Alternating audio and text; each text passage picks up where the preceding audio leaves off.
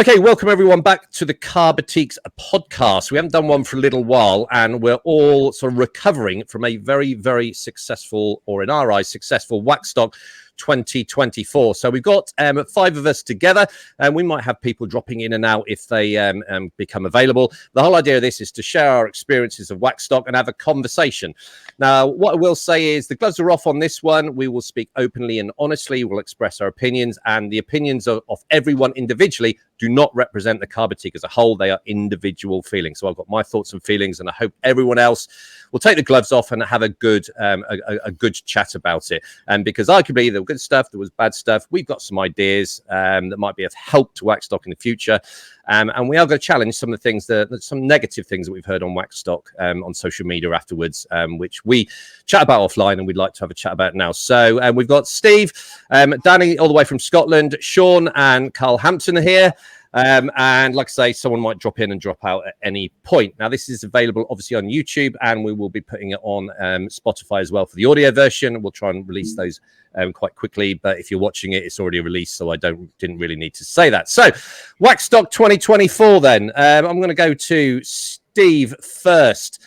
Overall thoughts, feelings, good, bad, highlights, lowlights, apart from meeting me again. Yeah, look, welcome back, everybody, and I absolutely loved it. Just going to throw it in there straight away. I was obviously involved this year, so a bit of a different perspective for me this year than previous years.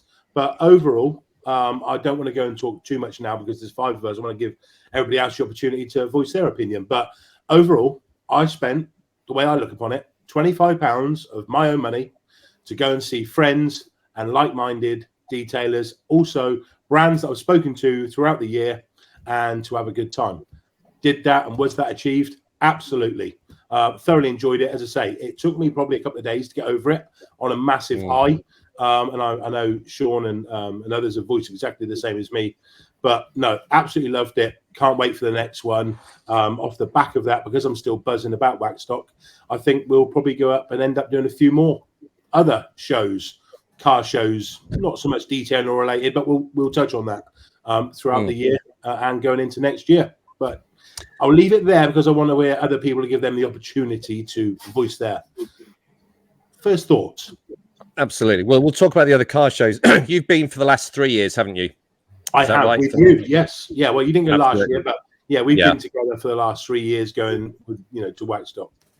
Yeah, absolutely. No, we'll definitely come back to you, Steve, because you're playing your role down a bit. You had quite an important role on the day, and I think you did a cracking job. But I'll probably infill some videos, overlays of stuff that was happening on stage involving Steve and Carl. So, Danny, thoughts on Waxstock? Third one for you, is it? No, second one. Okay. Yeah. Initial impressions of Mr. Paul. I think with Waxstock is one of the few days where all of us, we look forward to it and we all get together. We talk every day, but when we're in person with everybody, it's such a good environment. We get on so well. The show itself, it's always good to reach out, network, see other brands that you talk to as well. It's like I said, it's always good to see the face behind the brand. Yeah. And I think with Waxstock, that's exactly what people can do. And it's roll on the next one. I'm definitely going to be staying there the night before. I can't be bothered driving up as I did this year. Not away from Scotland. Definitely, yeah. Good lad, Steve. A couple of points there. One of the things that I really enjoyed was when we all met up, and it was 9 out of 10 of us, wasn't it? There's 10 people in the management team, nearly the full team there. Unfortunately, one of the guys couldn't make it, but we must have stayed in the car park for about an hour and a half before we even went in. The boots came open. There was swapping stuff. A couple of the brands came over and got an opportunity to buy some wax and all that kind of stuff. And Steve mentioned the high. Now I can remember a few years ago watching Harry after one of the Waxstocks, and he talked about this high. And I thought, was there a high? But I agree with you, Steve. There was a bit, as enthusiasts, you do build up to Waxstock, don't you? It's a dedicated detailing event, and the next day or two you think, oh, it's over. You know what I mean? And there is a bit of a low. And now some people do go on the low, but I think Steve will back me up on this.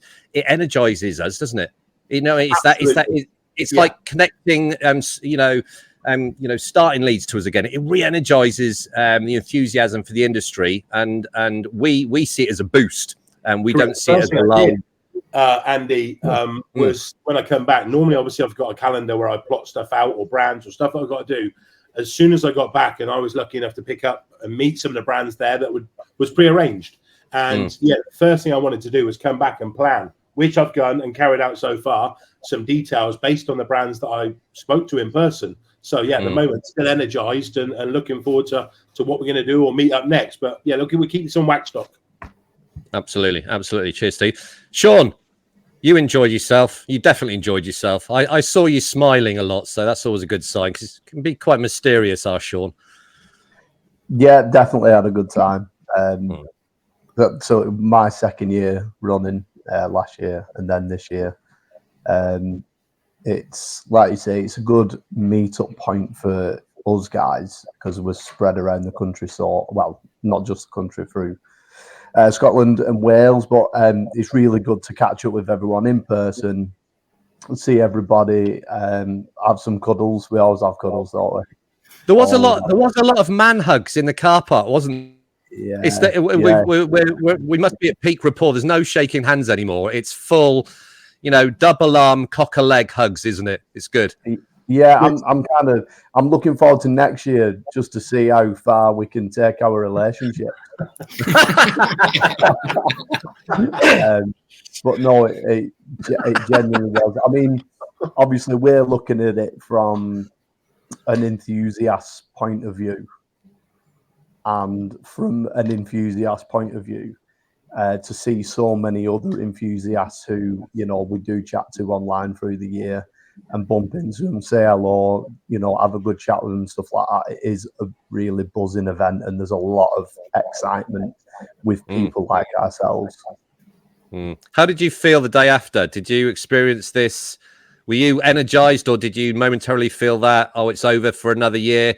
I'm just going to chill out for a few weeks, or have you got that right? Okay, I've got my enthusiasm back. Not that it was waning, but because I've noticed you've done a lot of quite a few YouTube videos since, so it's like it sparked you into action again. Yeah, I agree. Yeah, definitely.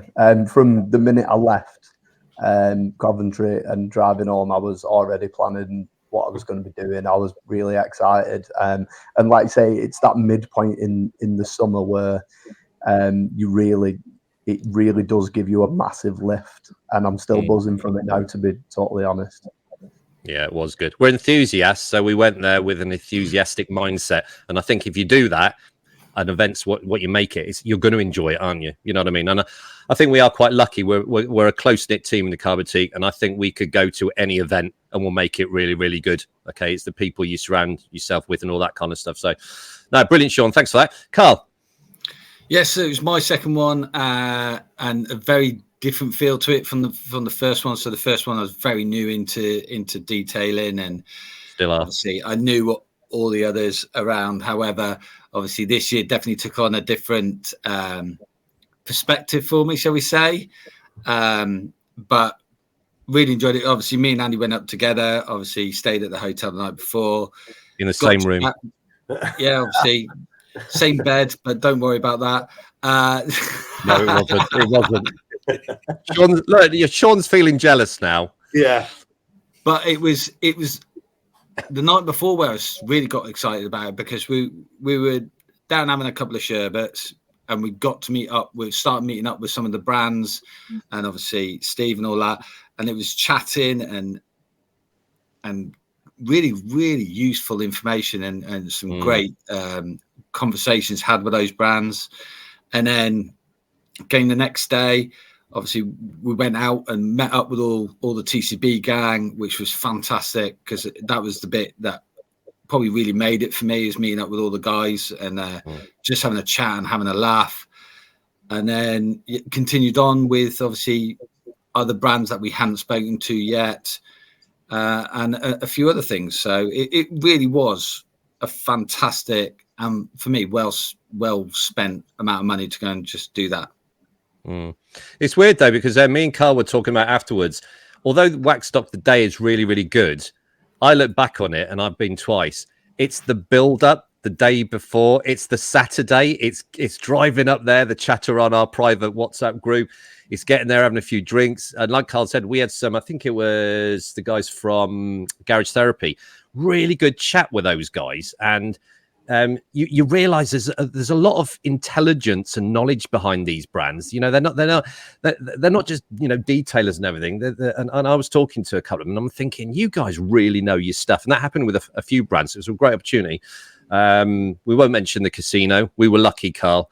We were a bit of money down, and then Harry told us this machine to go on, and we dropped the jackpot. So we had a good recovery there. Yeah, it was a good last year when it was 2 days. Yes. For me, it was, I was lucky enough to be there last year with the 2 days, and I was zapped. Actually, was there. I think probably nearly the 3, was it, or did I just go up in the morning? I can't remember, but either or spending 2 days. Must have been 3 days, 2 nights. And yeah, being up there all that time was brilliant. Again, I was absolutely zapped. Seamless transitions, Steve. So thanks for that. Makes my job hosting this easier. You mentioned the 2-day thing, so let's start getting the nitty gritty. I went 2 years ago as a 1-day event, I believe. Correct me if I'm wrong. Last year was the first 2-day event, and it's gone back to a 1-day event. What are your thoughts, collective thoughts, on whether it should stay as a 2-day? We'll talk about footfall afterwards, but as a framework, do you think the mechanism of having a 2-day is better than the 1-day? What are your thoughts on that?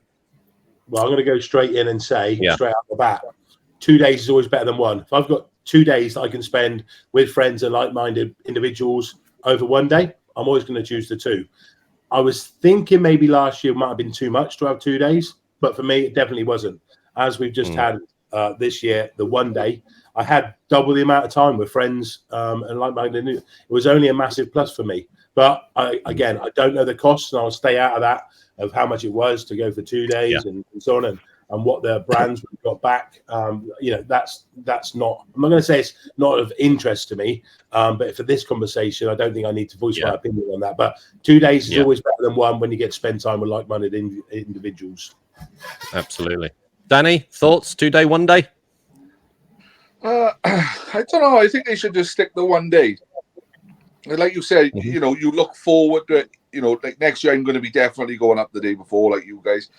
And I can only imagine from what you guys have told me, it's a bit like Christmas Eve. You're all excited, you all see your family, and then you build up for the big day. You go, and that's the only way I can describe it. But yeah, I think you should just stick to a 1 day, and I don't even know what I'm going to say. Yeah, just stick to the 1 day. Everybody knows, and I think it could be a little bit too much, I know where you're going with that, Dan, and I think what you're trying to say with it, if the event was bigger and needed 2 days, that's the angle we're looking at. Maybe if it was bigger, I don't think it's probably big enough to hold 2. Yeah, because it's, when you look at it on different people's videos, the room looks massive. But when you're actually there, it's deceiving how small the room is. If there was a bit more going on, or there was a little bit more, if it was bigger, then fair enough, do a 2 day. But you could get around that room in half hour.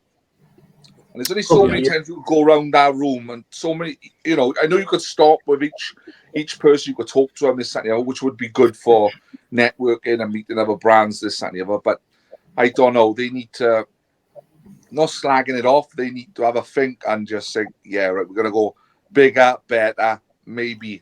Not every couple of years, maybe a 2 day, but keep to 1, The good thing about it, the 2 days, was that some of the people you met on the Saturday obviously left and went away, and then some of the other people had the opportunity to come on the Sunday and not the Saturday. So although for the place itself, you might have seen, let's say 6,000, you probably had 3 on the Saturday, 3 on the Sunday, but I still got to see or be around 6,000 people, if that makes sense. So that's why I liked it. But I could see where if they increased the size of it, took it outside, had some shops or stalls outside, add more of a, again, I'm touching on it, more of a car themed event, and bring other stuff in that way. But yeah, We'll come back to that because we're gonna address how we think Waxstock could improve, to maintain and get more people to the event. We've had a discussion offline. There are other events in the UK. I think there's a bit of a little trend for car shows coming back. And some are doing things quite differently that maybe Waxstock could learn from. But we'll come back to that shortly. But yeah, really, really good, Danny. Thank you very much, Carl. 2 day, 1 day. Because you were there last year. I'm gonna have to agree. I'm gonna have to agree with Danny on this one. I think 1 day for what it is at the moment. I think 1 day is perfect for it. To be fair, it took me so many days to recover. It was 2, but I'm not trying to be negative. It's just there wasn't enough there for it to extend past that 1 day, which is something we're obviously going to touch on shortly. But for me, 1 day at the moment.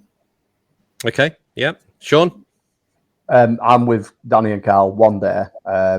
I was there from early Saturday last year, so I spent the two days, and honestly, it was absolutely exhausting. It was really, really tough going.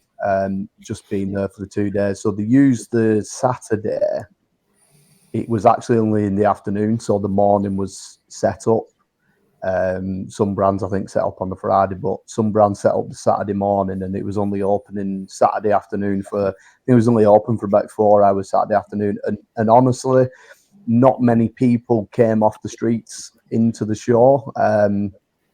Into the event. It was mainly about traders, giving them the opportunity to go and see each other, which the traders wouldn't normally get to do on the Sunday because they're stuck behind the stalls or whatever. And there wasn't a lot of people there on Saturday. So it was, I think, for me, compress it all into the Sunday, make it an absolute blast. Like you say, get excited over it all through the weekend, ready for Sunday. And really, just hit it hard on the Sunday. I can remember last year, though, you were buzzing after the 2 day. I can remember it. You were really, really buzzing. In fact, it's quite video. You loved it, didn't you? So you still enjoyed the 2 day event, didn't you? Yeah, I mean, it's either or, really. I mean, like Steve says, it does have its benefits of being over the 2 days. And if there is more to do and see, then, it would fill 2 days. But yeah, it was exhausting. I think I was shattered for a solid week after that. It was really, really tough going. Some of the brands, Steve, some of the brands mentioned as well, like with the bigger stuff. There's Visas, the Geons, and the Auto Brights, and that sort of stuff. I think they said that obviously setting up for the size of their pitches, stalls, whatever you want to call it, being for the 2 day was much beneficial to try and get it all up in the day before, and then to get it all, because you've got to be out the hall on that Sunday. So I think it was a big push. So it was a bit better for them, I think, to claw a bit more money back to have it over the 2 days. But again, if you were to get that amount of people and compress everybody in to the 1 day, then they probably wouldn't be so bad about setting up and pulling it down, I suppose. But it's good to hear different varying opinions. Absolutely. I think it also depends what you're there as. I think if you're just there as a weekend warrior, I think probably a 1 day event would be good. I get the argument about, relative to the footfall, let's concentrate that atmosphere into a 1 day event than spreading it out too thin. There's obviously the additional cost of a 2 day event, because if you're letting people in, you then have to pay for, security and all the provisions with the hotels, all that kind of stuff. But I'm sort of in the middle. I think if I was just coming as a punter, so to speak, the 1 day will be good. But especially all of us are involved to varying levels with the brands and everything. Although I wasn't there last year, I like the concept of having that sort of more chilled out time to go and chat to the brands the Saturday before, build up those networks, have those conversations and everything, and then focus on the event on the Sunday.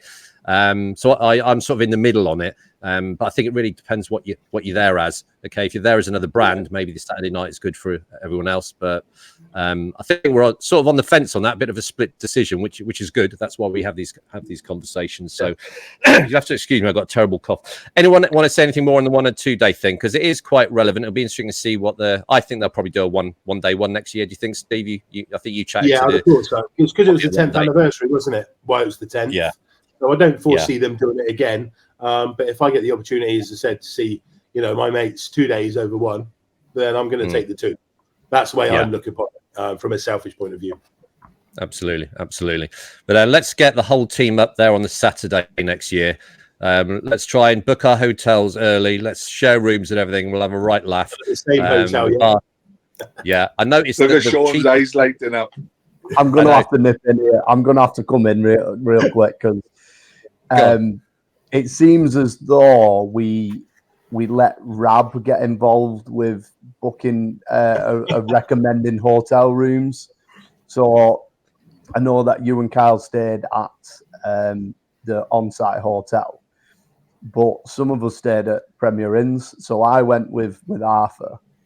We went together and we booked Premier Inn Coventry. There's a photograph, isn't there, for you in your hotel room, Sean? And I think Arthur took it. But what were you doing in this photograph? Put it on screen, Andy.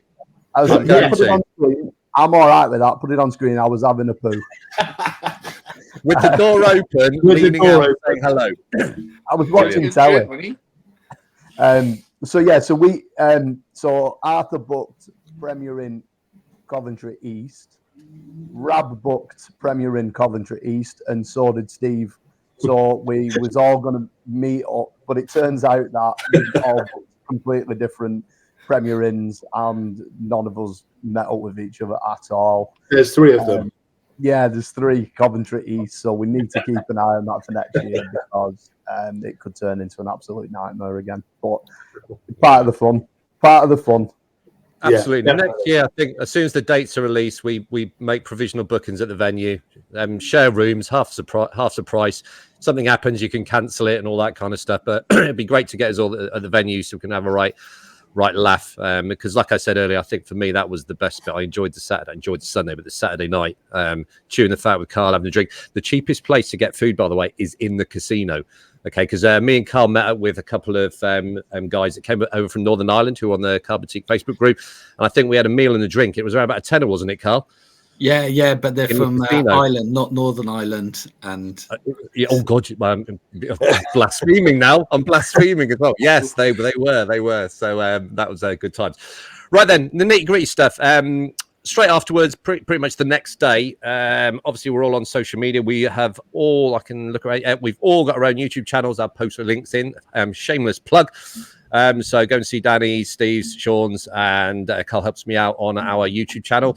But there was a lot of negativity, especially on Facebook. I'm not going to mention certain Facebook groups, but there was a wave, a tsunami of negativity, and I just want to hear our thoughts. We have not talked about this previously, and we've deliberately muted this conversation so it was a live, honest discussion. But some of the things I heard, the main one I heard was it was empty, nowhere near as many people as 5 years ago. What are our thoughts on that? Does the number of people through the door matter from a enthusiast point of view? What are your thoughts? And do you think that the footfall was down? Because it did look a little bit empty, but it gave me an opportunity to talk to people. So I actually saw the benefit in that. But thoughts, Carl? Yeah, so if you look at it from an enthusiast point of view, absolutely not. Why does footfall matter? It actually, if it's quieter, then you get more of a chance to actually speak to the brands, because if it's busy, they're busy trying to sell all their products. They're not going to have the time to speak to you. Yeah. Do I think it was less than last year? Yes, I do. But I don't think it was by much. But like I said, it gave us time to chat with the brands, and it gave us time to chat with each other. So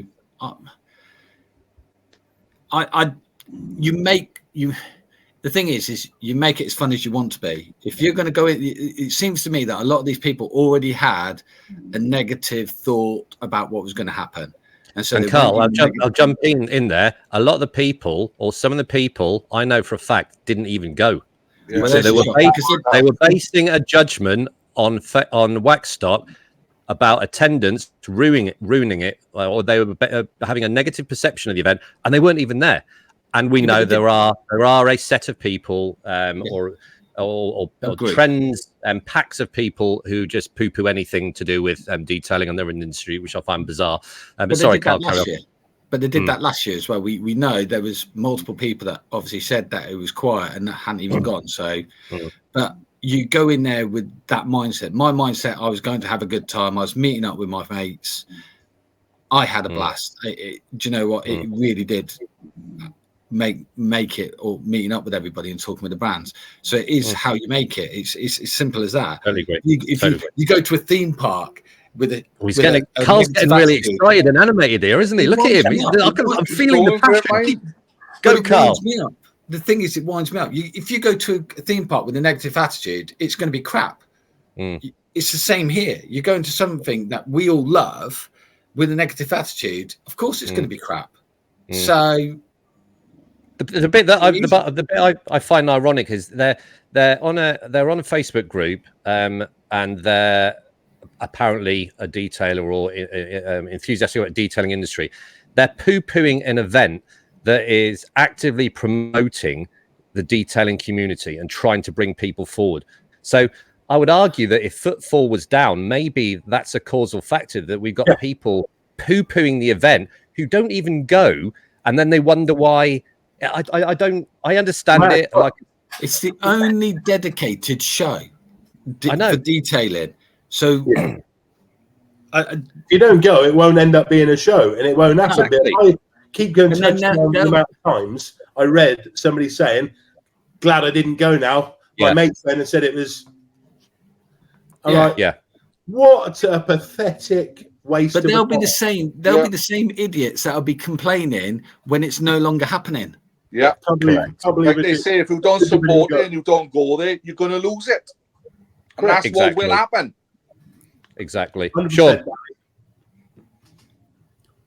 So the first thing that I read was the admission price of £25, and that was what people was instantly going mad about. 25 quid.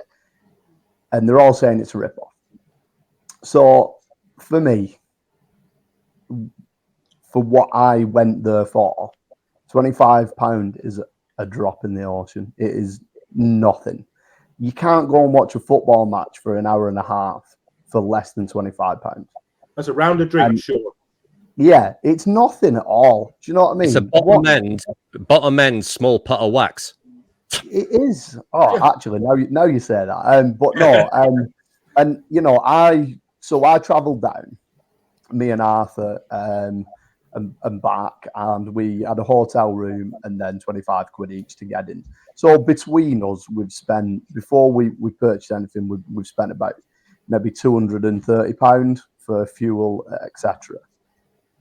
And that's split between us. So what, 100 and just over 100 quid each as a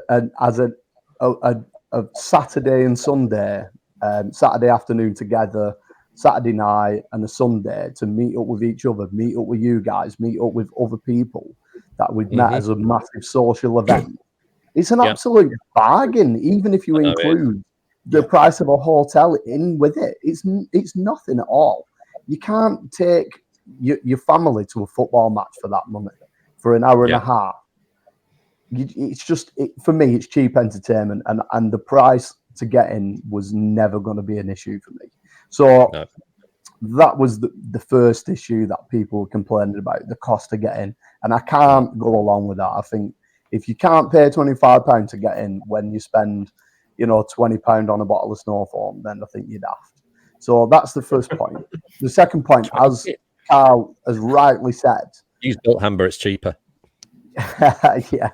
So as Carl rightly said, people are complaining, but yet then said, "Oh, I'm glad I didn't go." Well, how can you actually make an assessment unless you actually went? So your opinion is null and void. Just forget it. Now, that also goes for brands as well as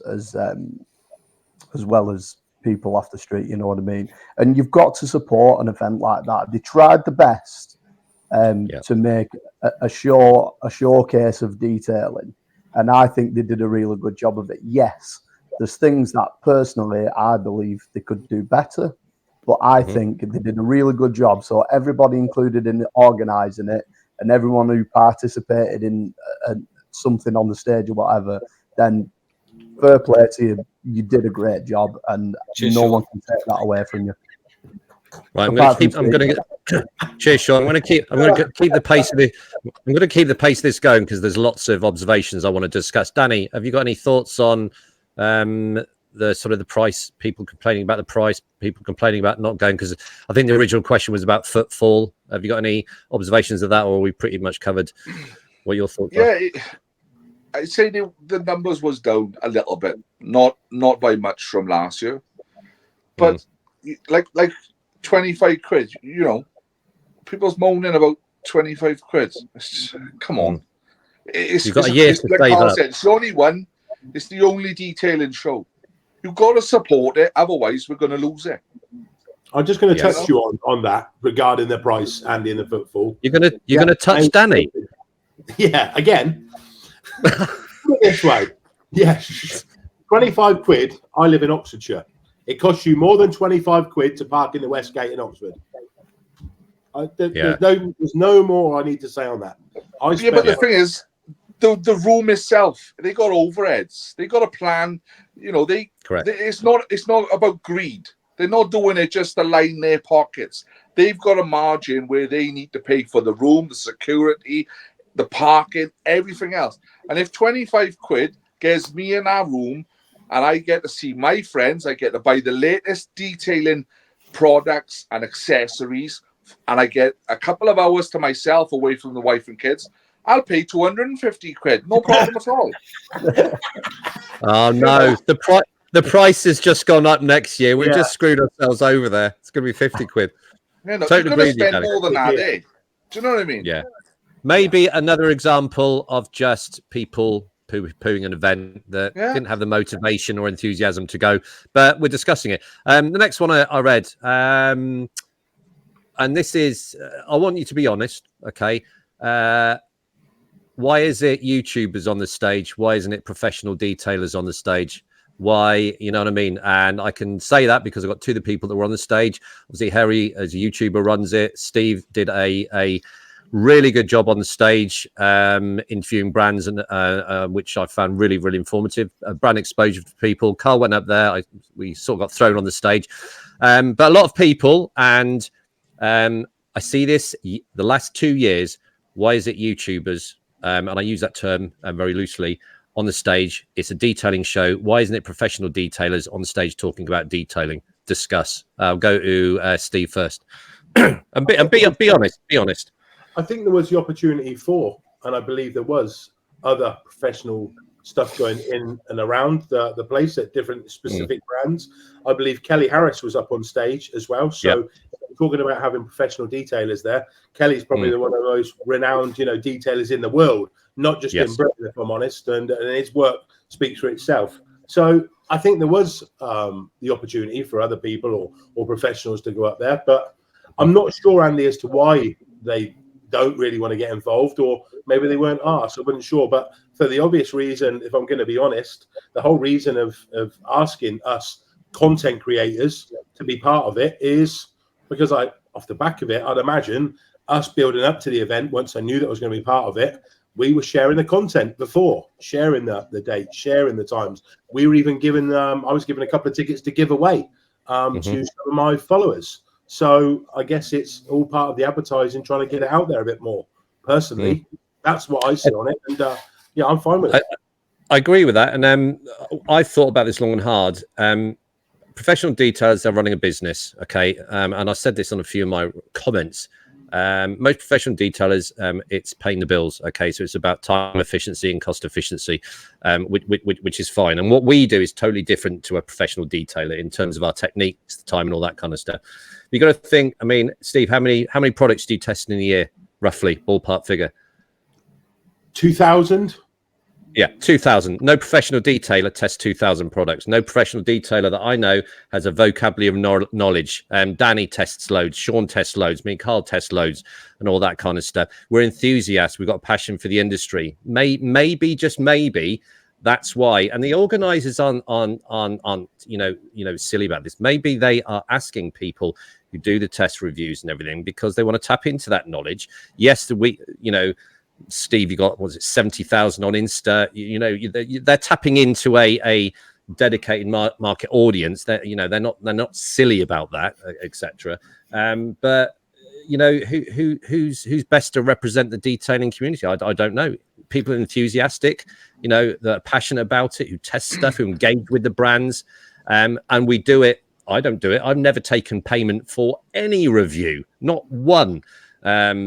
I do it because I enjoy it and I love the whole process. So I see it time and time again. There's always, this is a side, we could do a separate podcast on this. Oh, you're getting me on my high horse now. There's always been, give or take, a few professional detailers who actively support the car boutique and don't get involved with this argument. There's always been a divide, friction between the professional detailing community and people who are enthusiastic detailers who do YouTube videos, hasn't there? I'm sure there's always weird. There's always a bit of friction there. And I think that just manifests itself in an event like this when they see people coming up. But like Steve said, okay, I am sure that if a professional detailer approached the organisers and they said, right, we'll take a car in, we'll do a demo. I've got 15 years experience. I'm accredited with XYZ. They're going to welcome them with open arms. Okay, so it's not an exclusive thing. Danny, what's your opinion? You must have read these things about, why is it, I know people from the car boutique. We were named. Why is the car boutique guys up there? Not all of us. I think a lot of it has got to do with the new age. I think because YouTube and social media is about it, I think it's the likes of Paul Dolden and Specky. You see them on YouTube, and it's the likability of the people. Mm-hmm. You see them doing what we are doing, and we are out there, weekend warriors, wherever you go, you run your own YouTube channel, Instagram, anything at all. You see them do it, you can relate to them. So you think, well, they are going, it's a chance to meet the person that I've been subscribed to. It's like a likability. Do you know what I mean? It's like, I can't say meet your hero. Community. But it's the people that people look up to. Like the likes of Dolden. He's been around for years. You had Jim White there not so long ago. You had Heather there last year from AutoK HQ. Dave from Epic was there this year, was on stage for a brief. Yeah. Totally agree. They're not going to ask Joe Bloggs from so-and-so detailing studio that nobody knows. But when they throw a name out like, well, Paul Dolden's going to be there, Specky's going to be there, Epic Dave is going to be there, the Dodo Juice guys are going to be there. People are like, I follow them. I wouldn't mind a quick picture with them. Wouldn't mind to pick their brains. Absolutely. I think that's why they have these content creators up on stage, Very good point, Danny. It is. And some people even get asked for an autograph, don't they, Carl? Anyway, we're moving on. Sean, no. Carl, you got asked for an autograph. Do not lie. I'm not lying. I'm just saying I wasn't the only one. His wrist was sore. Sean, that wasn't the that's a different reason. Yeah, Sean, we always get an honest answer from you. This professional detailer, content creator who should be on the stage. I suppose it links into my next question about what Waxstock is aimed at. But answer the question about this friction between professional detailers and ugly what we do. I mean, I'm saying that divide. Steve was a professional detailer for years and years and years. He's got blended too. But what are your thoughts? It's a tricky one. And I think as enthusiasts, and I think the majority of people who do go are enthusiasts, and I think YouTubers, content creators are definitely more appealing towards those people. Professional detailers, they do what they do, but I find that there is a like you say, a massive divide. There is some guys in the car boutique who are professional detailers, do it day in, day out, and they offer great support to enthusiasts, giving them tips and tricks and things like that, which we have to thank them for, really, because it's absolutely, it's great. And they come to our events, don't they? I'm not going to mention names, but we've got 2 or 3, and we're all thinking of the same people who come to our events. Always there. Yeah, and I love them guys for that, because they want to support other people.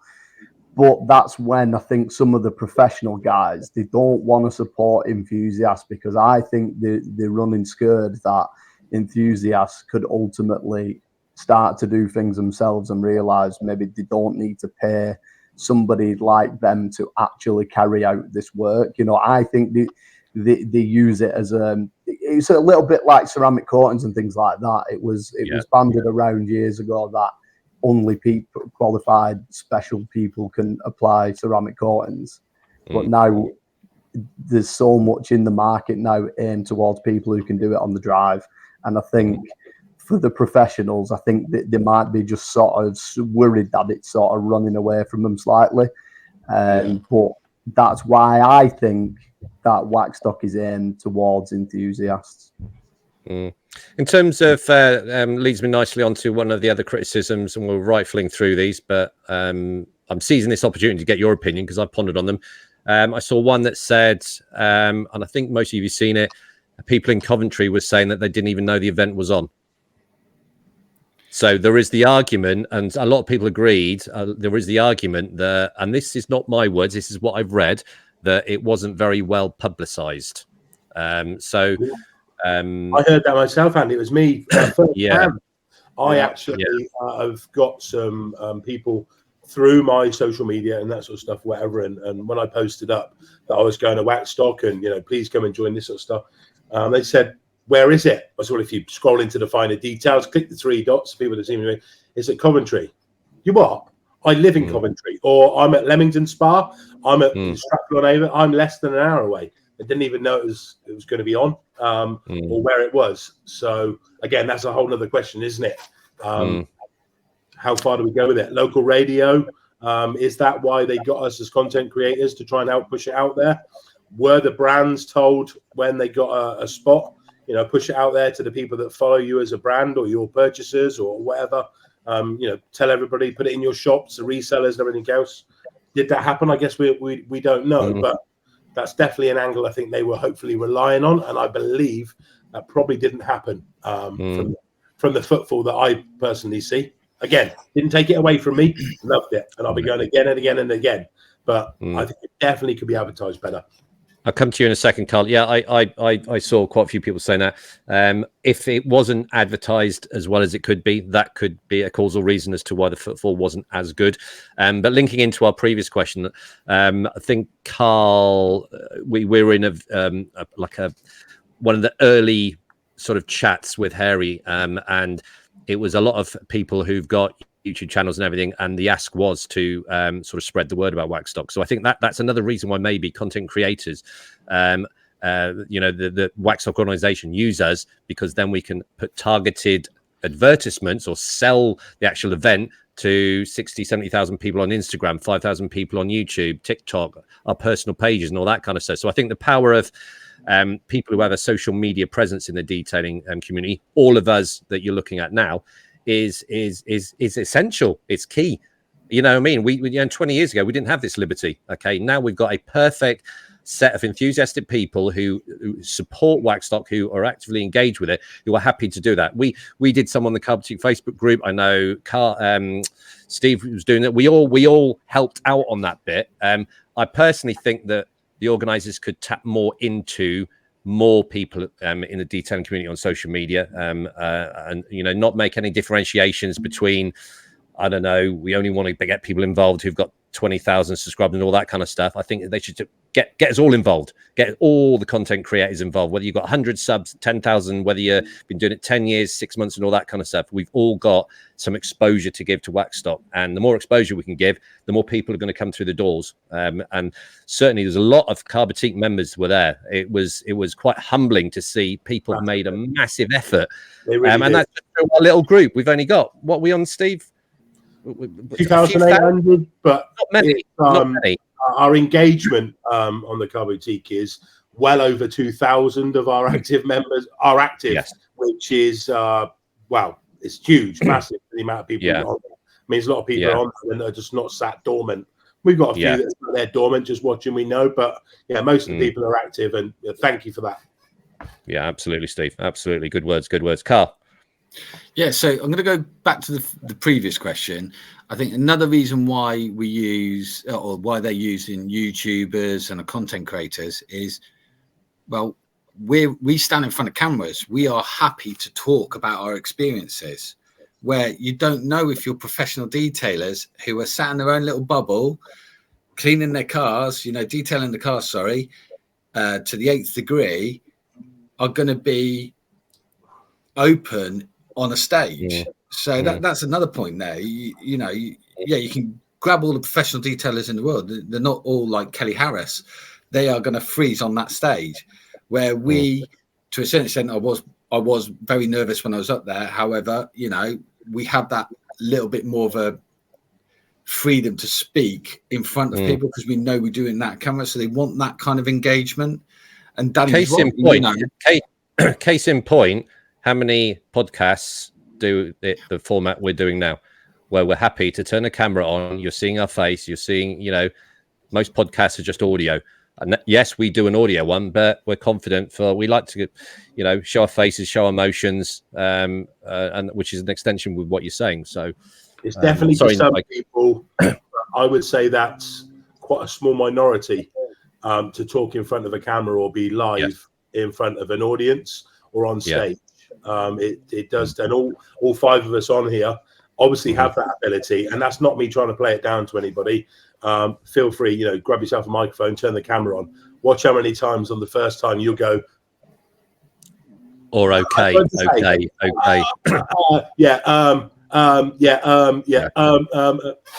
repeat. Absolutely, absolutely. Right, next one.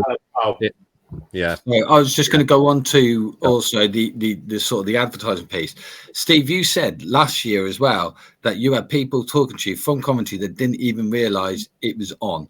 So this is just 2 years in a row. Yeah, I think, and Wax, although they do tap into those YouTubers, those content creators too, it's another year that Waxstock hasn't advertised probably as best as it could. They do need to tap into YouTubers, your content creators, but they're on Instagram. Waxstock is on Instagram. They're on Facebook. They're probably on TikTok, where they could. Sorry, there was a message just come up and it's just put me off. But that's really throwing me. Thanks, Sean. Sean, tell me what you messaged him later, because you've really thrown him there. But they've got all this presence themselves on social media, and they didn't really utilize it until right up until the last moment, maybe 5-6 weeks before the event. Most people have their lives planned out. Something big like that, they'll have their lives planned out much before then. So they need to be advertising this much earlier, and they need to be really hitting those social medias hard, like your car clubs, everything. They need to be joining that kind of thing to get people to go. Totally agree with you. I think, if I may make my observation, I think the marketing was subdued this year. Okay, it could have been a lot better. That's my personal opinion. I did see quite a lot out there, but I think. Do you think if it was advertised in Coventry, it would make much of a difference? Would people just come to an event that was in Coventry, or do you think that's irrelevant, really? It's all about targeting the detailing community. Do you think local advertising would have made much of a difference? Yeah, it's hard to say. What I mean? I know I'm talking about a handful of people, over a couple of years that have all said that I actually live in Coventry or Birmingham, and I didn't know that that it was happening. But I mean, I'm not sure what the cost would be on local radio. But I'm sure if they give the local radio a couple of tickets, they would probably be able to wangle something. I guess I'm surmising here. But yeah, look, we definitely know that it needs to be advertised better. And if we can get the dates out there as soon as possible for the next one. And then again, like you said, reach out to all the content creators. All of them. Everybody out there to share it and get the dates out. If they share it, we'll post it on our social media. I'm sure people would be loved to do that, to know that they've been, shouted out on their Waxstock. It's free. It doesn't cost anything just for them to repost on their story. Just keeps the stories running all day, every day, doesn't it? There must be a market. I think it probably would be a good idea in Coventry, because you've got Slim's Detailing. They've got one of their 2 branches in Coventry, haven't they? So there's got to be a detailer market there. They wouldn't be positioned there if they weren't getting the footfall themselves. So arguably, right. Next one. One of the more contentious ones I read was, I don't plan these podcasts. It's off the cuff. We were talking about earlier. Andy was about whether it was going to be a car show would be better. Yeah, that's it. That back or thanks, Steve. Yeah, it was along the lines of ignoring the fact that the Waxstock was busy previously. Car detailing is too niche for an event like that to maintain the footfall. This should be opened up into a car show event. And I will say there was one recently, I think on the weekend. I'm not going to name the event because that's not what it's about. Event up in Liverpool, which was a car show. Okay, and it did look packed. They had absolutely loads and loads of cars inside. I saw some brands. I saw a Sonax tent there, and lots of other brands there. Is the future of Waxstock. Although I love the idea of a bespoke detailing thing, do you think we need to evolve? And we're now going into a conversation really about what Waxstock needs to do to sort of expand. Do you think it should be a wider, and I'll come to Steve first, a wider car show with a big investment of detailers in it, but to pull car enthusiasts? Steve, you're big in the VW sort of van community. They could pull them in. You could get the car clubs in. You could have this event at the weekend I'm talking about had an area to entertain the children and the kids. They had entertainers in a sort of penned out area. Is that what Waxstock needs to do to make it a more of a family social thing, or do we think that no, we need to just market it properly and just have a bespoke detailing event? What are your thoughts? Huge question. Interested in your honest thoughts, Steve. I'll come to you first. Easy one for me. I was never around at the start of Waxstock. So when people are talking about the buzz and the hype around Waxstock originally, I can't say whether everybody says it's gone. It's not what it used to be. Well, okay, if it's not there, we need to bring it into the 21st century, don't we? Bring it into 2025 or wherever it's going to be now. And by doing that, as you just said, transporters are massive now. So let's make it a car, van, truck show. Get some monster trucks there out in the car park. Let's have a look at those. Get some people detail. I don't know. I'm just spitballing some ideas, but I definitely think, how big is SEMA known throughout the world? What is the UK equivalent of a SEMA? Now that's just not based on the detailing scene, but correct. Every detailing brand that's known within America, Adams, all these big brands, probably Phoenix, EOD, all the P&S, they will all be at SEMA. What's to stop us having our own version of Waxstock turn into a car show and lets people show off their paintwork? Get all the paint brands there, get all the body shop brands there. Let's get some more stuff interactive that people can have a go and everything else. SEMA wouldn't be as big as it is if it was a bespoke detailing event. No way. Correct. So why don't we tap into the amount of how many people? Look at Sean, American Muscle. It's massive here as well. Ford, Ford Transits, Ford. Old school Fords, Cozzies, that's what. There's still a huge following. Why don't we tap into some of that? Volkswagen Transporters.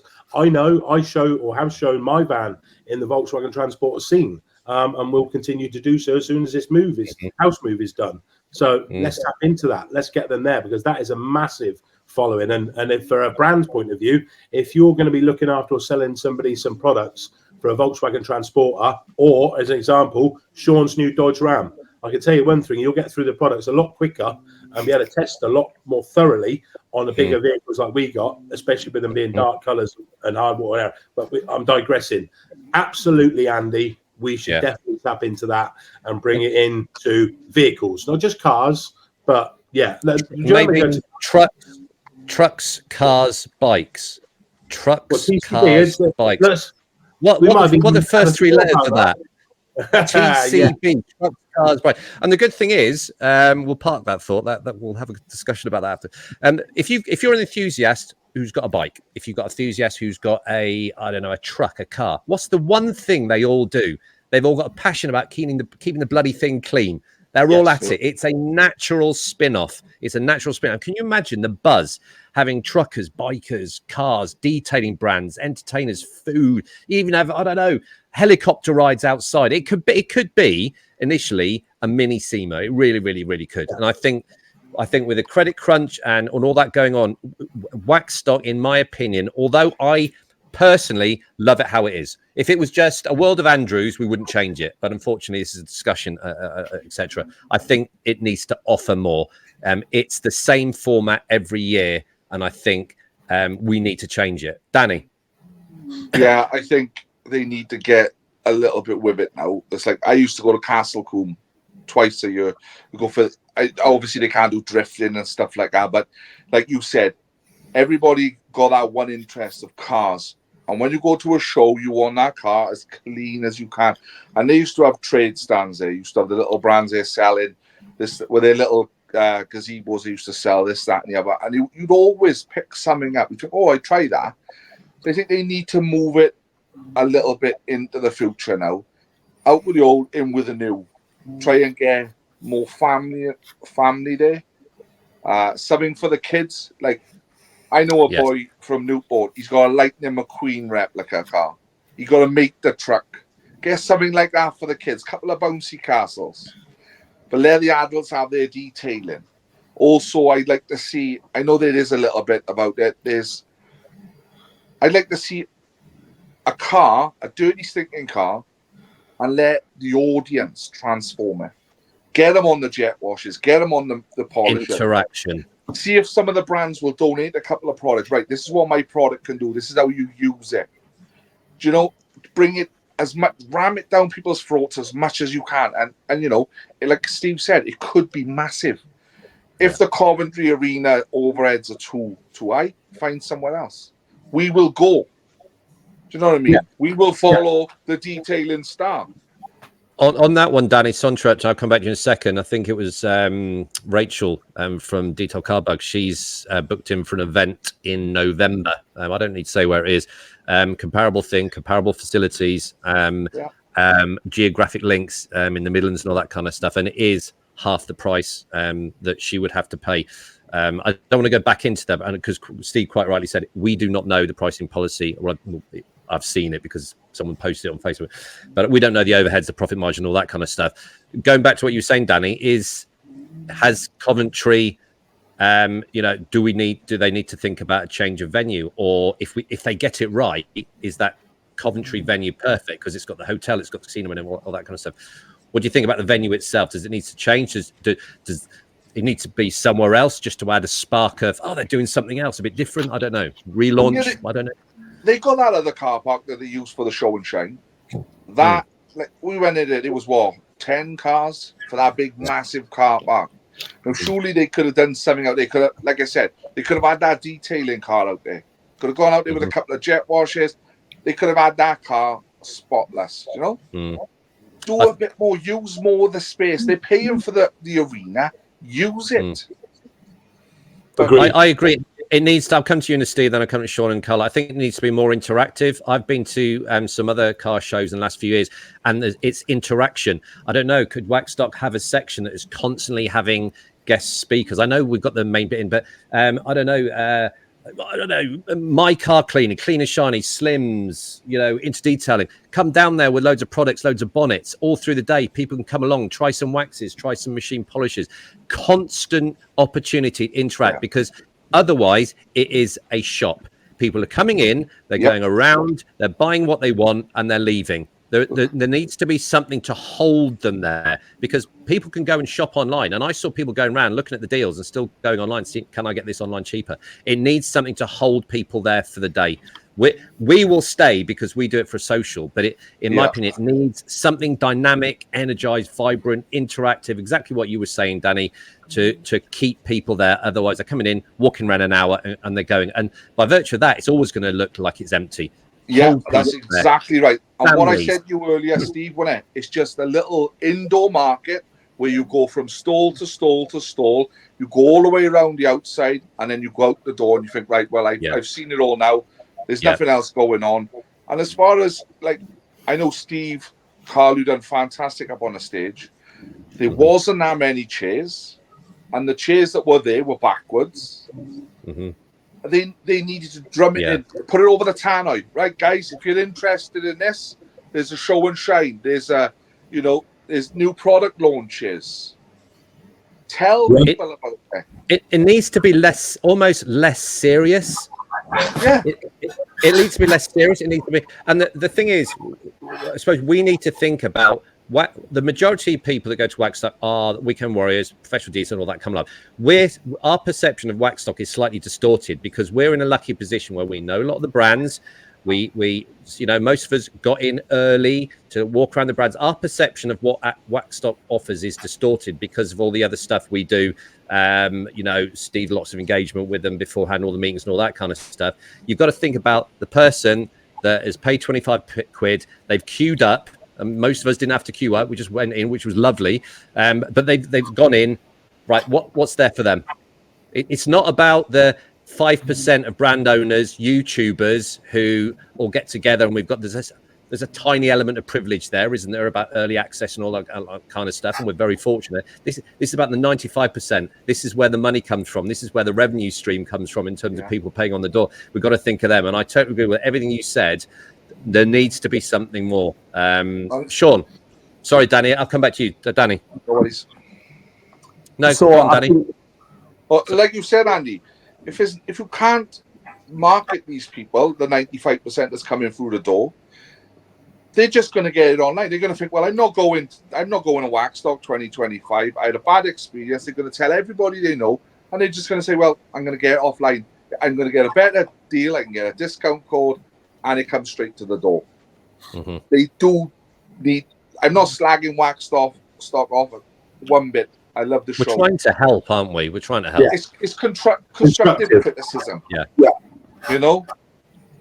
We, like I said, if we don't use it, we're going to lose it. Yeah, absolutely, Danny. Love that. Sean. So, just thinking back about it, I think the amount of middle-aged men that was at the show, I'd say was about 95%. So, the target audience. Where's this going? Well, so it's just sort of coming back to what you guys are saying is clearly the target audience is men, middle-aged men, whatever, who are into car cleaning. You've got to get more people through the door of different, we need more females involved in detailing in general. We need younger people. We need to see younger people, teenagers, getting involved into the scene because it is it's sort of untapped. And to bring them people in, you've got to bring families in. You've got to do things like and make it more family orientated. Yes, so like you say, you need car clubs outside with different types of cars.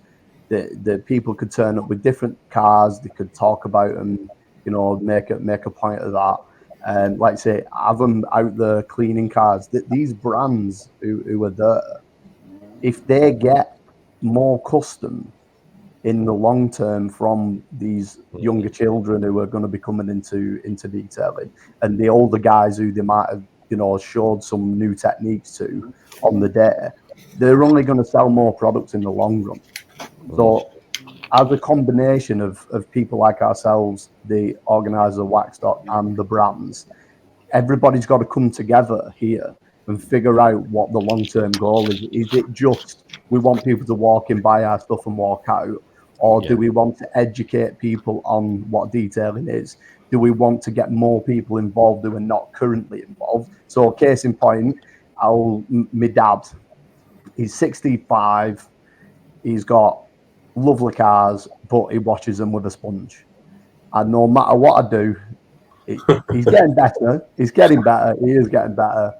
But it's really, if he could see what he was doing wrong by being at an event like that and actually seeing demonstrations from various people, brands and stuff like that, they would hook him in as a customer to buy more product from them, because he would think, yeah, that's the way to do it, and I need X, Y, and Z to do that.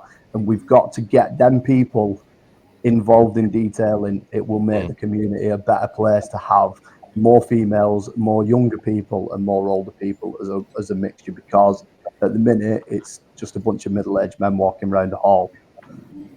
Bravo. Totally agree with that. Totally agree with that. I will say that the interaction, we obviously had two things I really liked, and I'm saying this at sort of at a tangent. We had HB Hugo doing his wax stand, live wax making. Look at how many people were around him. Something was happening, interacting. You're seeing something different. It wasn't just a shop. Was it, Steve? I didn't go there, but Infinity Wax, did they do some live pouring or something? Yeah, they have their bar?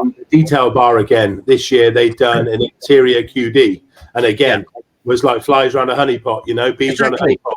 It was flat out. People are interested. They're interacting. They could add their own scent, add their own color, and it went off again. Really did. Yep. So good 2 points. Yeah, you could have ODK waxes, you could have wax gurus, then you could have all these smaller boutique, a little stand, or even collaborate, buy a small pitch, 3 of them get together, a couple of bonnets, all their waxes for sale. Try one out. In fact, I talked to you, Steve. Try one out. Interactive. You know what I mean? It's effort. We can't rely on almost these nostalgic days of Waxstock where they just put an event up, and that event in itself drew people in. People want more these days. Okay. And there's so much. There is, if I had the money, I would love to, and we all would get involved with doing something like this, because there's so much that can be done. And like Danny keeps saying, if we don't do something, we're going to lose Waxstock. And it's the only, to my knowledge, dedicated bespoke detailing event in the country. Going back to what Sean was saying about the smaller clubs, some of the VW clubs that you're involved with, Steve, and everything, they probably do lots of events during the year, and they come to events. They're probably small events. Can you imagine inviting them to Waxstock at a massive venue? They're going to love it, even if 5 of them turn up. You know what I mean? With all the brands. You're right. It's the event I go to in Malvern Showground will be coming up in September. That's massive. I'm not sure the numbers, but I'm sure they must get 30,000 people through the door. Yeah. On the gates to go into, that even that event, Steve, in your back. I know you're moving, but in your back garden with all the classic cars that every summer. Can you imagine all them down there? Yeah. People into detailing or into cars. Yeah, or into cars. Yeah, absolutely. I'm getting passionate. There's a lot we could do. Carl, sorry to keep you waiting. No. It's all right.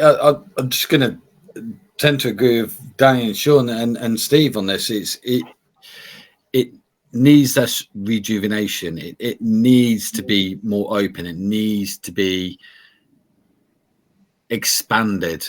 And I think I'm going to say I don't think the arena's capable of doing that.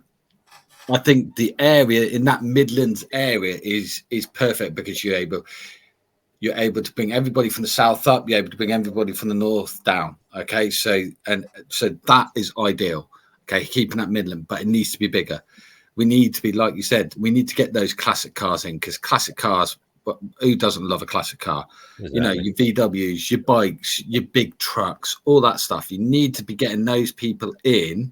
So you need maybe an arena-sized area for the stalls to be in, but you need an expanse outside to bring all these people here. That's what Sean was saying. Make use of that massive car park. But if you look at it, part of it's shut off to the main group. You've got that small area it's been put aside, which obviously we go back to costing. That part of that 25 quid includes your parking, by the way. That's not a cheap car park in there, and that's part of your 25 quid. But it needs to be bigger. That car park couldn't hold, really, might be able to hold a small portion of the VW club, but we actually want to include other people. We want to get the fast forwards in. We want to get the, you rest of your classic cars. We want to bring in the super bikes. We want to bring in all these American muscle cars, But you need all that in. You need to bring those people, because those people, like everybody said, is they want to keep their cars clean. So they're going to bring these cars and they go, right, I'm going to go and have a look at the detailing area, because I might need a few extra bits.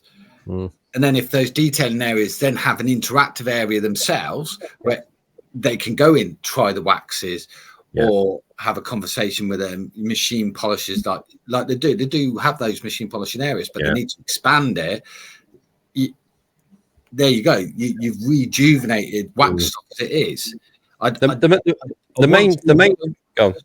I don't want to be this person, but I unless they really do something, I just don't think it can cope staying a dedicated detailing event. From what they're producing at the moment, I don't think it can do that. And the only way is to open it. Sean and Danny nodded their head when you were saying it can't just be a dedicated event. And like I said, there's I've got mixed feelings. I think deep down, I would prefer it to be a dedicated detailing event, because that's where my personal passion in, and I love coming to the event with the brands and everything. Okay, parked. However, the survival of Waxstock, like we just said, is 95% of people paying to come in the door. If they're not in that door, it's going to end, and we're all going to lose out. And going back to a lot of the observations that I heard was, it's just a shop. It's just a shop. Why should I pay £25 to go round? Not everyone wants to talk to the brand owners. Not everyone wants to see someone making a wax. They just want to come in, let's face it, and get some deals. Not as many deals this year, but that's another. They were there, but anyway, that's a side subject. But so we've got to offer something for them to stay, and the longer they stay, the more they spend. Everyone wins, and all that kind of stuff. Any other thoughts, Steve? You've heard all our feelings. What are we collectively in agreement then that we think that Waxstock should be a more generic car event with a focus of deal? It could still be called Waxstock. Do you think we need to keep the name Waxstock? I think we should. There's some tradition there. Definitely called Waxstock, because I like the way that it goes back onto the old Glastonbury and all the those sort of brilliant name. It's a great name. It's brilliant. But yeah, I think going and touching on bringing some more people in, more footfall, everything else, more detailing brands, more cars. Look, if all of us here are into cars, that's cars, bikes, trucks, wherever it may be. The reason we're into this, the byproduct of that is detailing, keeping those cars, things that cost us probably the second most expensive thing you'll ever buy, is looking after them. Not only that, therapeutic, mental health side, for people to go out there, like I said, just tunnel vision. All I'm focused on is that job at hand. There could be a bomb going off behind me and I wouldn't even notice, because I'm only focused on that job in front of me. So from that point of view, keeping the Waxstock name, keep the idea of the detailing, but expand it and start to bring in more cars, more clubs, more vans, more trucks, more lorries, so on and so forth. Because it will bring in more footfall, more interaction. We've already touched on it. We're definitely can only be a plus for me personally. And I think part of the reason I go into this, but the lack of deals, as we heard, is potentially down. The footfall from last year was down. So then the brands are a little bit more hesitant to put those deals on, because they still have to make their margins. Now, if you make this event bigger and you put in these cars and these trucks and everything else, your footfall's going to significantly increase, and therefore the brands are more willing to have the deals. So it's one of those things. You're not going to expect the deals if you're not going. Danny, good point. Going slightly off, I think what Waxstock needs to do as well is pick a weekend of a year where there's nothing else on. Like this year, there was a big show in Santa Pod. The competition is going to go, you one or the other. Last year was Mod Nats, one of the biggest shows, weekend shows in the car club. It's either I'm going Waxstock or Mod Nats. They need to try and, it's probably going to be impossible, but they need to try and find one weekend.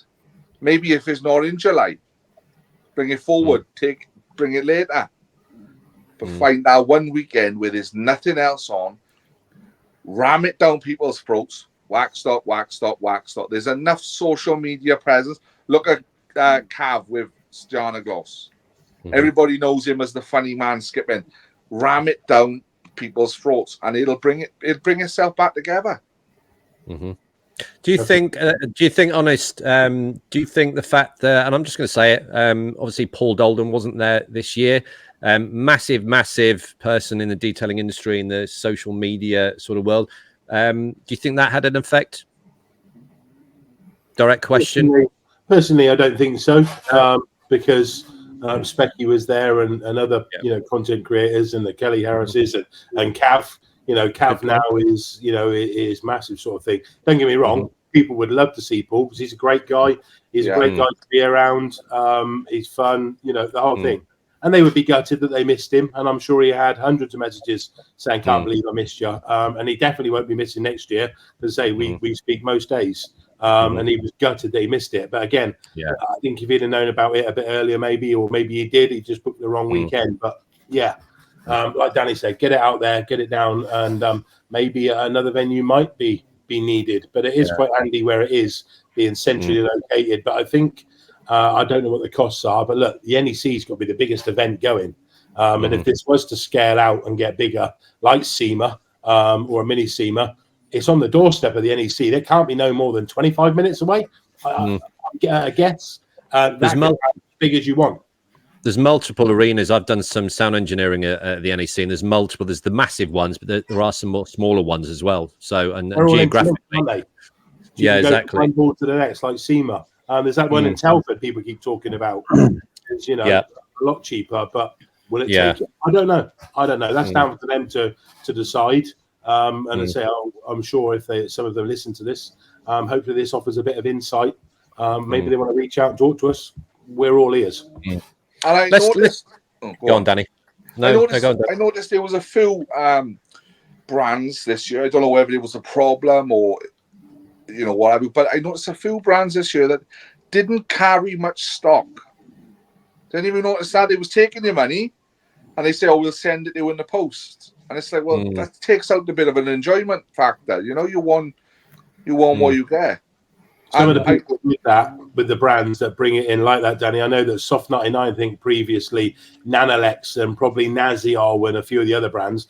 I know that if they brought it over from other countries, it was more expensive for them to take it back with the shipping. So that's probably why they bring less. 2 years in a row now, I've wanted Raindrop off Soft 99. And 2 years they've not had it. Sort him out, Steve. Yeah, right. But I just as going a little bit off topic, I did want Forced X from Stjana Gloss, right? I went up here for that. I went to Cav. I said, "Cav, you got any?" No, he said, "I've all sold out." So I said, "No problem, Cav, no problem at all." So anyway, as we was walking around the show, there was a grey Ford Transit with all Stjana Gloss products. You probably have seen it, guys. Go, Jace. So I went over to Cav and I said, "Well, Cav," I said, "how come that bloke, but he got more products than you? Can you give me a Forced X?" And fair to Cav, he went over, he said to the boys, he said, "Look, is there any chance I can have some of that? And I'll sell it, I'll send it to you." Fair play, he went over, he said, "You are, no problem at all." So I got to tip my hat off to Cav for sourcing that for me, like fair play, like, I didn't get his shuffle on camera this year. I'm really disappointed. I did. Yeah. I know you did, Danny. I saw it. Yeah. And I had a good video of Hugo. Do you see that? Yes. Yeah. Right. I'm gonna one now. I'm gonna go for another 10 minutes. Wrap it up. Don't want people getting bored. But let's look at the positives. There's a lot of positive stuff. Okay. I know people are more interested potentially in what negatives people, and I'd like to think we've challenged a lot of that. And let's face it, there's negativity in the industry for the sake of being negative. There's people out there that are just negative. All right, keyboard warriors. Yeah, absolutely. And it's usually the same people. Anyway, positives. I heard a lot of people saying things like it wasn't as busy, but it gave me a opportunity to get around, have more engagement with the brands. So that's a positive. Loads of people were absolutely loving it. Well, there's a couple of people from the Car Boutique Facebook group that came over, and the best bit, I'm not sounding arrogant, was chatting to us. brilliant. It's a social thing. You know what I mean? Chatting to Steve, Sean, Danny, and all that kind of stuff. And they loved that. And like I said, me and Carl went for it wasn't a romantic meal, but we went into the casino, had a chat with them. Absolutely brilliant. So there are lots of positives for people that are really, really into detailing. Whether there's 100 people coming in or 10,000 people coming in, I think they're going to enjoy it if they are really enthusiastic, because there was, you know, the brands were really engaging and all that kind of stuff. And fair play to the ones, Andy, that I spoke to, even on the car boutique. Some of them guys that come from Austria, I spoke to. There was quite a few of the guys, wasn't there, coming over from Northern Ireland and Southern Ireland, and it was good to catch up. So some of these people really did make a massive effort. So from that point of view, the reach obviously does get out there, but it obviously depends what social media, what pages or whatever you want to call them, you follow to know whether you're in the know, sort of thing. It'd be nice to get that expanded. But yeah, from a positive side, it was great to catch up with so many people from so far and wide. Yeah. I mean, there were some brands that weren't there, but there was also some brands that I can't recall being there for 2 years ago. I was a bit disappointed that I was speaking openly, free flow chat now. Fireball weren't there. I thought Fireball USA were going to be there, but I don't know, Steve, do you any insider information? I thought they were coming when I chatted to them when I was in America. But so the scope for brands coming in and all that kind of stuff. But yeah, I really, really enjoyed it. And like I said, it is a case of use it or lose it. And you do question why people criticize it so badly, if you see what I mean. This is all about positivity. It's about encouraging people to come, and when they're just bad mouthing it for stuff like, well, there's not many people as 3 years ago and all that kind of stuff, you do question what their motivation is for even leaving a comment on it, because we'll lose it if we can't get people there. Yeah, Andy, that was the people that were there that were making those comments. I was told it was poor. I was told it was rubbish. I was told, bore off. Go there next time yourself. Exactly. So has anyone got any other observations while we're talking about the positive and negatives, things that they read and heard on social media? AOB, let's go for any other business. So we've done quite well, 1 hour 20 minutes. We discussed a lot, and I'm glad we've been open and honest about it. I wanted to see, did anybody, while we're trying to leave it on a positive, did anybody get any good deals? I know we said there wasn't many, but I believe, and Carl touched on it. I don't believe the brands go there to make money. I really don't think they do. I think they go there to fall even or break even, but speak or chat to the people out there. So I'm asking the question: what do people get? What are you excited about trying? What brands did you manage to pick up some products from? I know Danny just said, "Oh, all right, Sean, go, Sean, go, Sean." I got a deal, which hasn't come yet because it wasn't, like Danny said, they didn't have it on the day. But I bought a Lake Country UDOS. Oh, you spent some money then, boy. Well, you say that, but is it a deal? It was 291 quid plus VAT. Wow. You didn't tell us a lot about that, did you? Kept that bloody quiet. And how much did Rab get it for? It was 350 quid, and it's coming this week. And that, for me, was an absolute steal. I'm buzzing with that. Can't wait for that to come.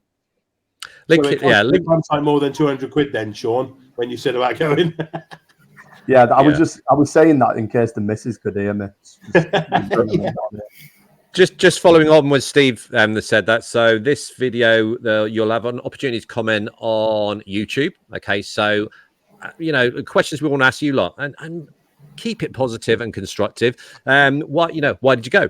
Was the things, the good things, bad things? Make some suggestions. The runner, the people who organise Waxstock do read it. Okay, and this is about constructive. Share your thoughts, opinions, and all that kind of stuff. And indeed on the Facebook group. So I'm just going to go around the room now. Okay, because I'm really motivated to get this finished in 8 minutes. I'm just going to go around the room. Final thoughts. Anything else you want to say? But what I would like from all of you is your key moment. Now, this does not mean all of the moments didn't come up to the mark, but just one thing that you are going to remember from Waxstock, because we've got to let Carl talk about his moment on stage, and I'm sure that's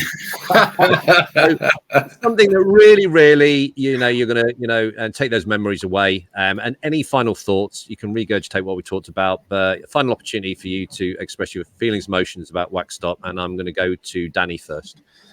The whole day was a blast. Like I said, just talking to people. I really got to know Cav. I reckon we was here 45 minutes talking to Cav. Really nice guy, really down to earth. Took a lot of time out to, talk to us, get to know us. So I'm thankful for that. And obviously, he sourced me the 4 stacks. It's just, I don't know what it is. It's when we get together, we have such a laugh.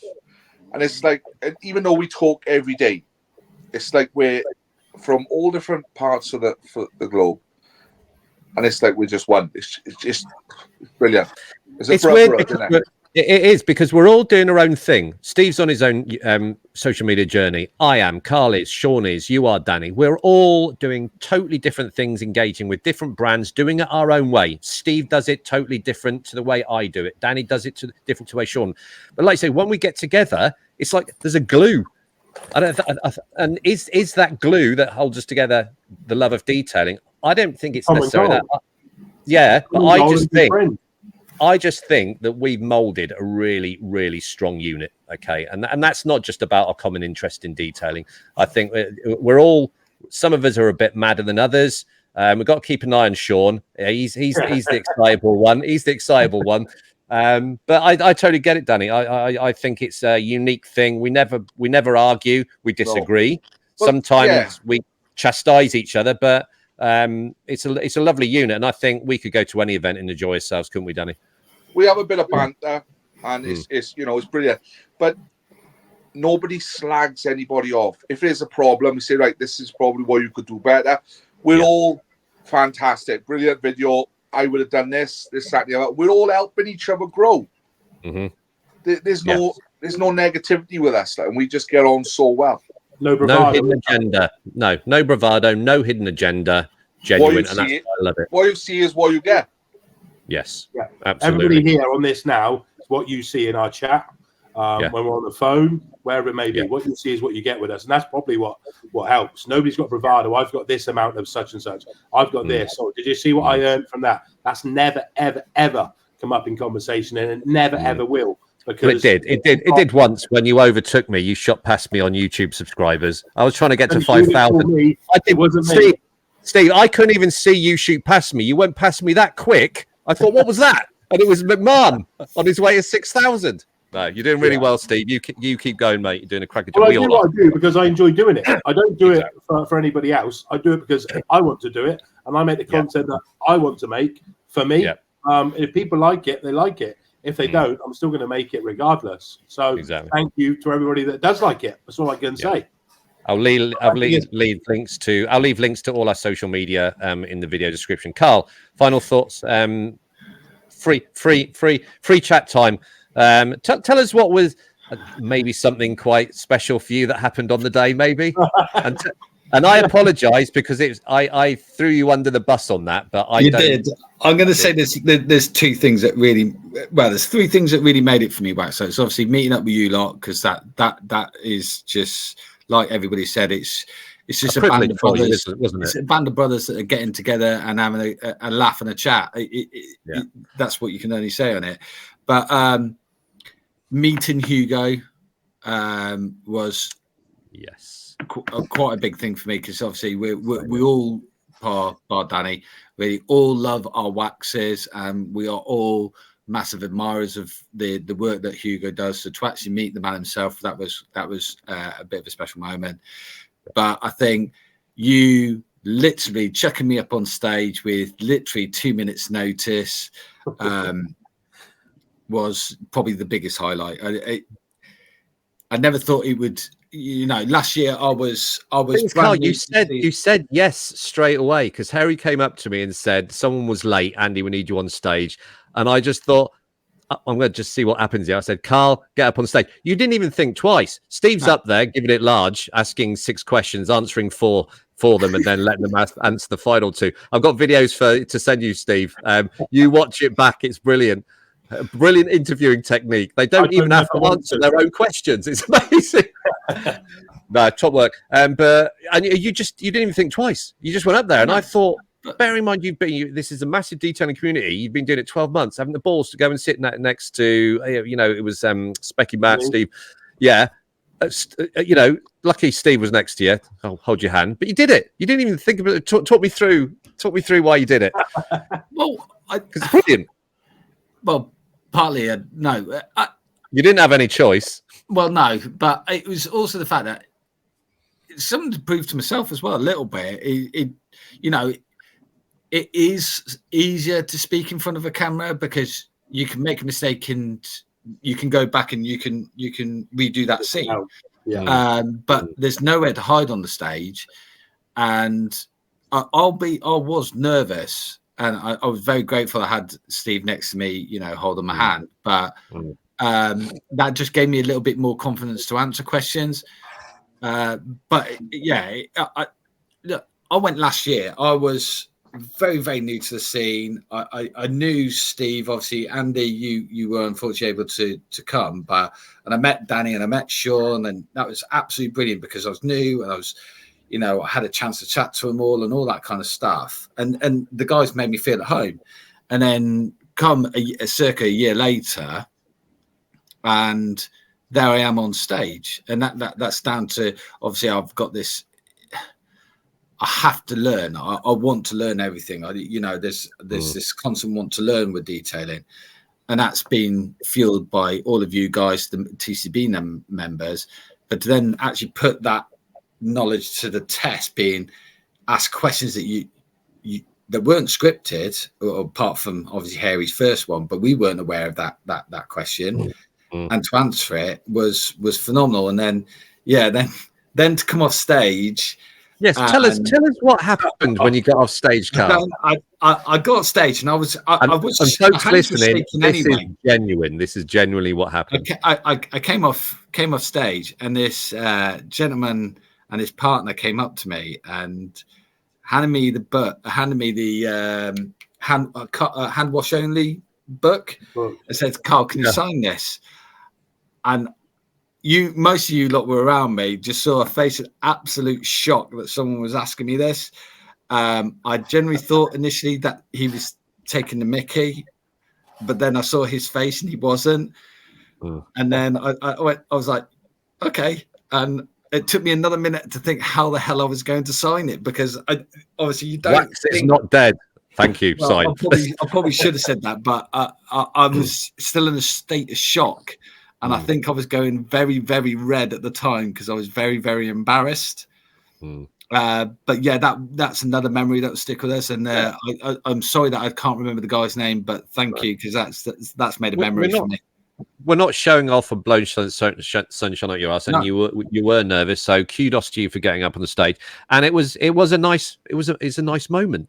We're not movie stars with clean cars, but just a nice moment that someone asked you for that. Steve, how did he do on the stage? You've been on the stage before. How did he do? Bearing in mind, Carl's only been doing this 12 months. He did absolutely brilliant. As I say, I was offered the opportunity to do an hour first on Project W, they call it. So I interacted, going through some products, processes, if people wanted to come in and use and have a go. And then I was given the opportunity to go on the main stage for an hour, which I'm not going to lie, a bit nervous because I was on my own. But you were never on your own, brother. But yeah, quite nicely. You said from the start, Andy, you won't be on your own. We'll be there. We'll all be there to support, help you, add interactions and questions. And you were all there. So I can only thank you for that. And I'm surprised how well I seem to enjoy it, if that makes sense. And then after that, I ended up being on the stage with, Carl, Matt Reynolds, and Specky and Darren. And yeah, we had some questions from the audiences and everything else. And again, I was asked a few times that day to sign a few things. It's a bit surreal, a bit strange, but yeah, look, thank you. It's brilliant, and thank you for all the support. It it was definitely memorable, and I can't wait for the next one. Definitely. Cheers, Steve. Sean, final thoughts. Final thoughts. What was your highlights of the day? Bit of free flow. Yeah, I mean, the whole thing in a nutshell was absolutely fantastic, and just sort of going back to us guys as a unit really. And Danny brought us all some Welsh cakes. He did, which was beautiful, really good of him, and they were awesome. So thanks TCB branded as well. Yeah, they were. And Rab came and he brought something for us as well. Yes, and there's the legend. I'm not going to say what it was, but real accessory. On the weekend, my daughter, who is 5, picked one of them up off the side and said, "We found this little statue with feet on it." But I had to take them off her because it's But yeah, I'm sure if you know, you know. If you don't, just ask the question, and we'll get to that. But yeah, it's very strange when you go and you see people and people know you by name who you might not have met before. It's quite weird. I don't take myself too seriously. I also don't agree that some people call themselves influencers, because that isn't me, and I never want to be labelled under that. I'm just a guy just doing my thing, sharing my thoughts. If you don't like it, just move on. I'm not bothered. But yeah, I met up with Dan Priestley from ODK because he's normally trading pretty much every year, but he didn't trade this year, so he was walking around as a civilian really.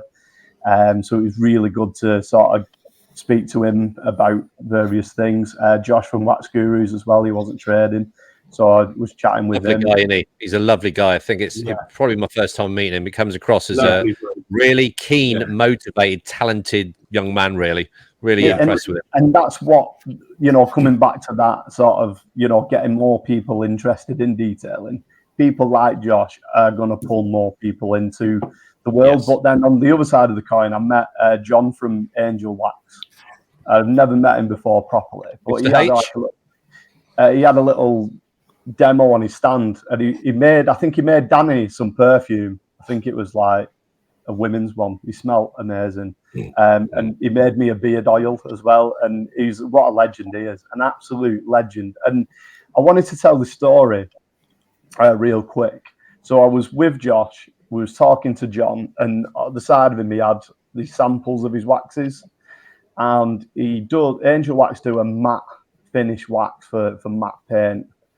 And Josh basically just mentioned to him, I've tried dabbling in doing a matte wax, but I've not quite sort of managed to figure the formulation out. So John would basically say, it's just a bit of trial and error, blah blah blah. And I said to John, I said, have you got any samples of it? He said, no, I've not brought any samples with us, because they normally do like the 30ml sample pots, don't they? He said, I've only got this one here.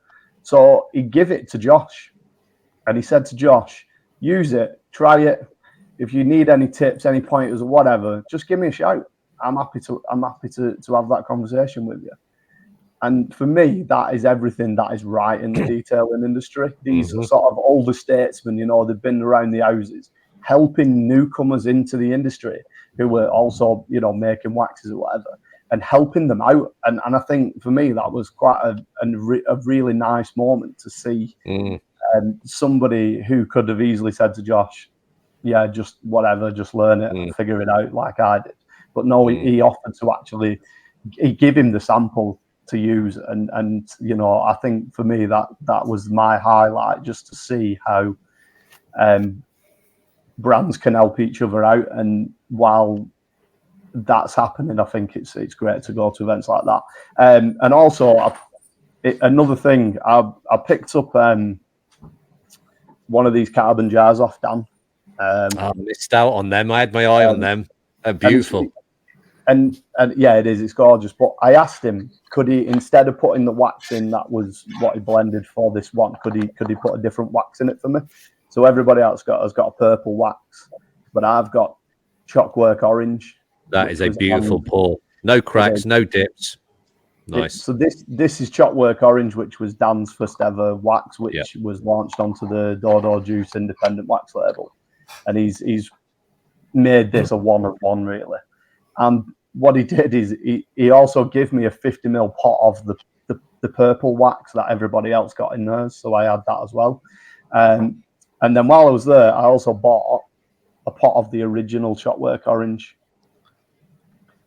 And this was £13, and this is my bargain. This was £13, and it's got a little applicator inside, and it's all cracked, but it did belong to Dom from Dodo Juice. That Brilliant. was his wax. That was his wax that Dan sent him over to try. Like, when was it? Maybe 10 years ago. So a brand new blend and an original blend, and for wax lovers, that was brilliant. I can't stop looking at it. It's just ridiculous, isn't it? Yeah. Absolutely ridiculous. How many times have you sniffed them? Oh, I can't stop. But that's what Waxstock's about, isn't it? It is. Where else can you get these stories, and where else can you get these things? You can't. It's just impossible, and that's why I go to Waxstock. Is that like an advert? That's why mums go to Iceland or something. Yeah, isn't it? Yeah. Steve will make an Insta reel out of that when he's promoting Waxstock next year. He's just going to do a clip of that. But no, brilliant, Sean. Really appreciate that. I'm not going to go over it. My format for Waxstock this year, as opposed to 2 years ago, was me running around with a video camera. You all noticed I didn't bother this year at all. I wanted to enjoy it. I haven't really got a main highlight for me. I'll agree with Carl meeting Hugo from HB Custom Wax Creations was a great moment for me. He's a unique human being who is just generally a bloody nice guy. Anna was there as well, and I think was their daughter there as well. I believe, is that right? And his wife. Yeah, chatted with them, shared a gin and tonic in the casino. That was a great moment for me. I really enjoyed that. The main thing for me, without a doubt, and I talked to a lot of brands, and the brands that I talked to, I really did enjoy that conversation. But the best thing for me, and I know it's cliche and corny, but it's just meeting you guys, it genuinely was. And next year, if we can get that 10th person there, it'll be the first ever photograph with all of us in it. There's the photograph of 9 of us on it. It'd be great to have us all there. And I would like to say a caveat on what we've discussed. We've discussed about a lot of stuff that's been said of a negative fashion. But the thing is, every single one of us, if it was exactly the same next year, I'll be going with the same enthusiasm. This conversation was about the generic Waxstock from that 95% of people going point of view. And it was our way of discussing it, expressing our feelings, because that's what we do. We do YouTube. We share our thoughts and feelings. That's part of it, isn't it? Content. Yeah, absolutely, Steve. We put ourselves in the firing line, but we back our opinion up with, hopefully some information. It's not everyone will agree with everything we've said, but be constructive, leave a comment. But this is about making Waxstock a better event, getting more people involved. Danny alluded to it, protecting it, making sure it survives, because on a downward channel like that, it will reach a point where it's not financially viable to do that. We would hate that. We need it in the detailing community. It's a niche community. And I'd just like to say, I'm sure you'll all agree, a big shout out to all the everyone at the event. I'm not going to mention names who organised Waxstock. It's a year to generate that event. A shout out to Harry on stage. He looked knackered. He always does, doesn't he? He must need a month off. But I know he does a lot of work behind it. So I take my hat to him as well. Yeah. And top show by everyone. Steve, Carl on stage, brilliant. I think we kept that conversation going. It was good to see the Carbatique people there supporting each other, which is great. So I just loved it, and I'm going again next year, even if it doesn't change. But I think there is opportunity there for it to change for the better. As always, Steve, I'll put you on the spot. Final words from Steve to discuss what's coming up. I've got a couple of things coming up, haven't we, Steve? Are you happy to do that? And then we'll roll the credits. And, perfect. So, again, thank you for all this continued support so far. We do these ad hoc. But there is a couple of things to mention, and I've discussed with Andy. This will go out beforehand, so it gives everybody the opportunity to arrive. But there is the next car boutique event is at Clean Your Ride, which I believe is up in Huddersfield. That is being put on by Lake Country. Mr. Jay Bloom is a great guy. That is on the 10th of August. So it'd be good. It's open to everybody to come up, but please let us know so we know about numbers and everything else for refreshments and bits and pieces. It probably won't be supplied on the day, but there should be tea and coffee and that sort of stuff. So if we know, it just gives us a quick heads up. Moving on from that, we are looking at booking another UK Detailing Academy day. This time will be focused around getting a safe wash done, prepping your car for the ceramic coating, and then a 101, 201 course, whatever they touch on how to ceramic coat. So for anybody that's not applied a ceramic coating or worried about it, feel free to come along. We will confirm the cost of that and everything else for the guys at the UK to open up for the day. And then also on top of that, I'm looking to arrange another meet on a Sunday at Caffeine and Machine. So yeah, come along. I'll give you all a heads up. You have to buy the tickets through Eventbrite, through Caffeine and Machine themselves. But I will give you plenty of warning. I believe it's £10 per vehicle for Caffeine and Machine, £5 off your food, and that's per vehicle, not per person. So that is it in a nutshell. I can see we're at 144. So it'd be nice to get this wrapped up for 145. Thanks as always. Will I be going to Waxstock next year? 100%. Absolutely loved it. If not, just to see my pals and who I can call my band of brothers and close friends. I will definitely be there. So yeah, thank you. Please get in the comments if you know of any other car shows or any other events that we can go to and move up and down throughout the country. Another one to touch on, which is not confirmed, is we're going to be doing a Lake Country event down south, as we call it, which is the home of Lake Country down, I believe, in Kent. So yeah, keep your eyes and ears peeled for that one, please. That's all from me. Thank you very much. Perfect, Steve, as ever, from everyone in the Car Boutique. Thanks very much. Get engaged, leave a comment, and we'll see you on the next one. So from everyone here, quick show of hands. Who's going next year? Beautiful. Take care, everyone.